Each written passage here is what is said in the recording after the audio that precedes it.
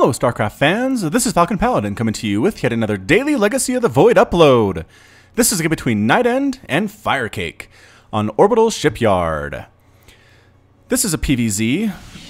I've heard some complaining from Zergs lately saying that Zerg seems to lose a lot on my channel lately. I assure you I'm not looking for Zerg losses because I don't watch these beforehand, but I do choose games that are longer than 15 minutes on average, and I'm just wondering if Zerg is especially kind of weak late game. The Roach Ravager push is very, very strong, and if Zerg wins with it, then it doesn't get to the 15-minute mark. And I'm just wondering if there's any theory crafting out there that you guys have. Go ahead and leave a comment in the comments, and we'll see what you guys can come up with. In the top right of Orbital Shipyard, we have the Red Protoss player representing Neurosoft Gaming. It is the Red Protoss player NightEnD, hailing from Romania. And in the bottom left of Orbital Shipyard, we have the blue Zerg player from Euronics Gaming and the nation of France. It is Firecake. Again, a PvZ on this map, my favorite matchup on the channel. If I could, I'd probably just cast these all day, every day, but I understand that CVT, PVT, and PvP and TVT are good as well. So again, I'll try to keep it mixed up as always. But anyway, early hatch first coming out here for Firecake. And it looks like he might be sneaking for a 3-hatch before pool here. And indeed he is. 3-hatch before pool from Firecake. Really not scared of anything that NightEnD can do in the early game here. And honestly, I mean, he might be good to worry here. There's a fairly early gateway coming out. There's gas here as well. The Nexus was not a Nexus first type play. And here comes the Cybernetics core. So you might see some adepts come out here and cause some trouble. There is gas coming up now from Firecake, but he's not going to be able to have speed up or that many queens up, honestly, by the time some adepts can come. So we'll see how this timing works out for us. But again, it's a very, very strong macro-heavy play here in the early game for Firecake. NightEnD playing a little bit more safe, and that could pay off for him, or it could hurt him if he can't punish this. So NightEnD is getting that Cybernetics core. He doesn't actually have a second gateway, which I'm kind of worried about. He's also not walling off. Is he not really that worried about Speedlings? And again, he doesn't probably need to be, because Speedlings will not be coming for quite some time. A quick pause there. We're not going to worry about too necessarily, but here comes something out of the gateway. It is an Adept. So an Adept's going to try to hold this line all by its lonesome. If a bunch of Lings showed up now, he'd be in a lot of trouble. But again, he was playing conservatively. He got this out fairly early here at the 2-minute mark. He already has an Adept halfway completed. The Nexus here isn't even complete yet.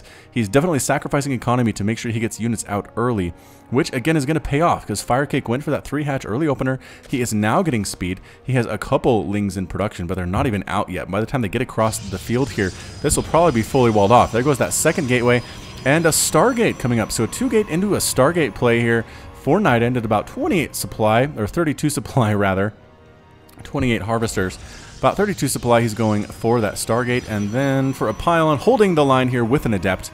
Should be able to deal with any pesky Lings that try to get up here and peek into what's going on in NightEnd's house. However, the Adept can do nothing about this Overlord. If he poked his head on in, he would be able to see this Stargate. This is another Adept coming in. Usually, Protoss players like to get at least one Stalker here in the early game, just to dissuade this kind of scouting that Overlords can do from the air. But for whatever reason, at this point, Firecake is not trying to scout on in, and NightEnD is not getting a Stalker, so hey, no harm, no foul. And immediately, Phoenix is being put out here by NightEnD, not being Chrono Boost. He doesn't want it super early, but an actual Phoenix, not a hallucinated Phoenix. On the way to scout here, so Firecake again is just droning up like a boss. He's 36 to 36 harvesters. Again, being even with the Protoss at this stage in the game is not easy at all, but he definitely has it going here. A couple Lings just checking to see what's going on. Psionic transfer faked and canceled. The Adept gets back home to her post saying, you know what, I really don't want to go in there with a couple Lings out and possibly let them in, although there's a second Adept here and a Zealot ready to hold things. And the Phoenix kind of preventing the scout, but at the same time, the Phoenix tells Firecake all that he needs to know, and that is there's definitely a Stargate, because obviously the Phoenix would not exist if that was not the case. So good scout here, does see the second gateway, sees the Stargate is still producing a unit, which is likely to be a Phoenix, an early Phoenix cloud here coming up from NightEnD.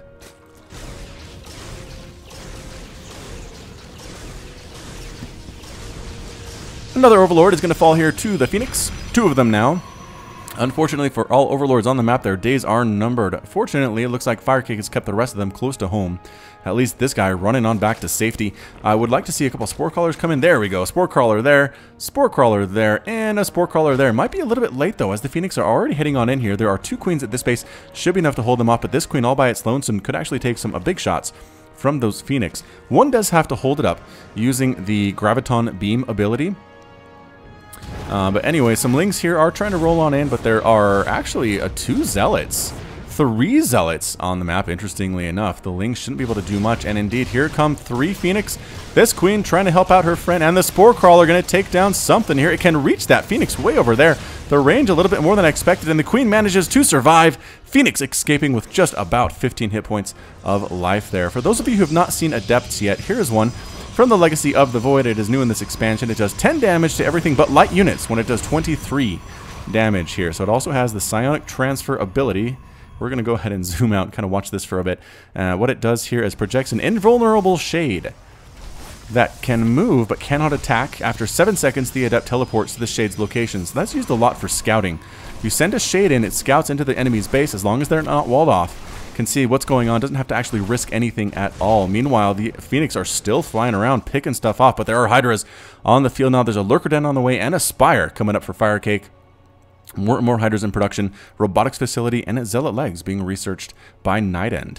So 3 base here to essentially 3 base for NightEnD. That's just about finished. 72 to 60 Harvesters. Firecake has so many workers. It's looking so very, very strong here. Double Evolution Chamber mixed in with that Spire that just popped. +1 Flyer attack immediately coming up. And I guess NightEnD is probably going for Corruptors. You don't necessarily go for Muta once you see a fairly large Phoenix cloud out on the field. Although at this point there are only 4 Phoenix. It's not necessarily enough to deal with a giant Mutaflock. I guess assuming that NightEnd's control is that good, he could probably pull it off. But again, even if you're killing them without taking any hits on your Phoenix yourself, it can be a problem. Just because the Mutas are killing all your stuff in the meantime. The Phoenix actually coming back around to kill that Overseer. Overseer just trying to get a scout off. Never, ever, ever going to happen. Ends up exploding onto the ground. Checking for a base over here is Firecake. Nothing there. Some pretty good Ling spread here. Making sure there are no ninja bases he needs to worry about. I like the attempt at map awareness. I guess he could be checking these as well. But you know what? Having Lings in all these particular locations is going to do him a lot of good. Is this Ling patrolling? What's this Ling doing? Yeah. Looks like he's running a patrol back and forth here, which is kind of fun. The Phoenix might lift and stop its patrol. No, the Phoenix spare it. I'm not sure if NightEnD saw it or not, but another Spore Crawler up there. Spore Crawler here. Will this one finish before the Phoenix arrive? The answer is going to be maybe if the Phoenix hang out here for a while. Phoenix, come on in. You can do it. There's only 1 Spore Crawler and a Queen. You could probably get a couple drones there for sure. There are 4 of you. No, not going to do it. Spore Crawler ends up finishing. And here comes a push. A big old Zealot push. What on earth? I've not seen this many Zealots in Legacy of the Void ever. I don't think. So NightEnD trying to make this work with a whole ton of Zealots and 2 Adepts. Nothing here can shoot up, which is kind of a problem. 22 Lings on the way for NightEnD. Again, Lings do not do that well against Zealots, especially not if they have this +1 attack, as they do. So here they come with the Observer, but guess what? There are Lurkers on the ground. And the Zealots back on out. Lurkers do extra damage to Armored right here. 20 damage total on their spines versus Armored it's 30 with a range of 9 though. And that range of 9 is very nice against Zealots because those, again, are melee units. Trying to come in here with a Warp Prism and land while there's an attack on the 4th base. Exactly what NightEnD is trying to do. And the Lings are there, though. The Lings trying to get us around on these units. The Zealots do manage to pop on in, and with their +1 attack, are just tearing through those Lings, killing a ton of them. Hydras and Lings. A better combination here as Hydras do extra damage. It feels like against gateway units, all these Hydras going to clean all those guys up. And meanwhile, a big attack through here by NightEnD, but the Zealots, or the Stalker, ugh, the Lurker spines are killing everything. Zealots did manage to make it in here to this mineral line, are killing a bunch of drones. 6 drones, 7 drones, 8 drones. Finally, an evacuation here. Ground weapons level 2 going to finish. More Zealots warping in. NightEnD is going for the full-on Zealot approach here. I'm not sure if Firecake understands what is going on, but the Zealots, especially with charge and that +2 attack, pretty devastating against Hydras, although they really want to go against juicy drones. They are much, much better targets here. Some more Lings coming on and can't really get involved in the action at all. Marching up the front door here is NightEnD, but again, there are Lurkers. It's enough to send NightEnD away. It's just, it's too much damage for those Zealots. It's splash damage as well. Zealots clump up very, very nicely. And NightEnD, I think at this point, should probably look into expanding, keeping the pressure on at the front door, taking another base, but he's just continuing with this Zealot attack, moving on down with Zealots to this base while threatening the front, while dropping the back. The multitasking here from NightEnD is actually fairly spectacular. Going to try to land and warp in here, but there are double Spore Crawlers coming in, and no! Cancels that entire warp in. Meanwhile, Zealots are going to town over on this area at 63 to 65 Harvesters. NightEnD is ahead in the worker count. The whole army coming out to deal with these Zealots, meanwhile pushing up the front. But guess what? There are still lurkers, NightEnD. NightEnD, do you have an observer with your army? Or is there an observer on the field? The answer is yes, there is a single observer, and it happens to be way back here, hanging out defensively. So bring your observer with your army, and you should be able to take out these lurkers. It's just a lot of lurkers from Firecake. And again, 4 bases are up, 71 to 65 Harvesters, Greater Spire on the way for Firecake, as well as Corruptors. What's he been doing with that robotics facility is my question. He's had one for a while. Disruptor production now coming up pretty good against lurkers. The Purification Nova does 2-shot lurkers, doing 145 damage. Zealots wandering in. It looks like they're just going to go ahead and try to bypass the lurkers, but no, the Hydras are here, and Hydras are mobile. You can't really bypass them. They'll chase you on the creep. Hanging out here, the Phoenix haven't done much of anything for a while now, but Gravitic Drive being researched by NightEnD. Also +3 ground attack. Does he have an observer with this army? He has an observer with this army. He's killing creep tumors, which is great. Limiting Firecake's ability to see what is going on is always good. Ling's in here, though, trying to deny this base. However, the Zealots with their +2 attack, doing 10 damage, 2 attacks each at a time, and the Lings are just no defense against that whatsoever. +2 Carapace is on the way, +2 attack at the same time, and Adrenal Gland. So the Lings are going to be good. I wouldn't be surprised to see an Ultra Den eventually in this game. But look at this, an 11-minute Broodlord Cloud. I love Legacy of the Void. It is the greatest. Vipers here as well, using their Consume ability to suck in more energy for their spells, which involve Abduct, Blinding Cloud, and Parasitic Bomb. We'll see those if they come on in. Running in here with the Zealots and the Archons. The Archons doing extra damage to biological units, which is everything that Zerg has. 43 damage versus biological units, but again, the lurkers are just absolutely killing everything. A 4th base now up for NightEnD. He did manage to get it up. Zealots coming from the right side, and Zealot Archon coming from the left side, as well as some Adepts.